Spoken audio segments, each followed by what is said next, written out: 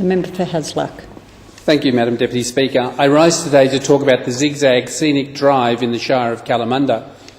Situated in the Gooseberry Hill National Park, the Zig Zag offers great views of the Perth metropolitan area and is a popular tourist drive. Tens of thousands of people use this road every year. The area of the Zig Zag is historic and scenic. It attracts many families who live alongside it and helps to preserve the rich history of the area and which it has to offer. There are also organised motor enthusiasts and racing events held along the Zig Zag annually. The tranquility and beauty of the Zig Zag is unfortunately spoilt by the extreme cases of antisocial behaviour. I have received over 100 emails, calls and letters from residents who are fed up with hooning along this major tourist drive. Deputy Speaker, hoons are not the only issue. There is broken glass, syringes, empty cans, bottles and other rubbish found along the road and throughout the bush, land and the car parks.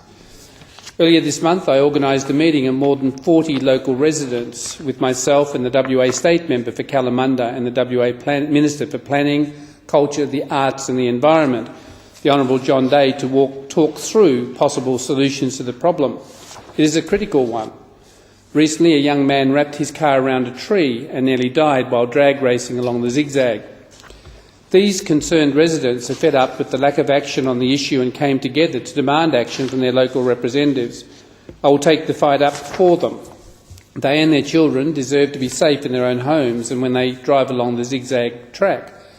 John Day and I are committed to working with the people of Kalamunda and local stakeholders to find a solution to this problem. I find it hard to believe that in 2011 we are unable to preserve a beautiful tourist attraction whilst limiting drug taking, hooning and antisocial behaviour taking place in the evening.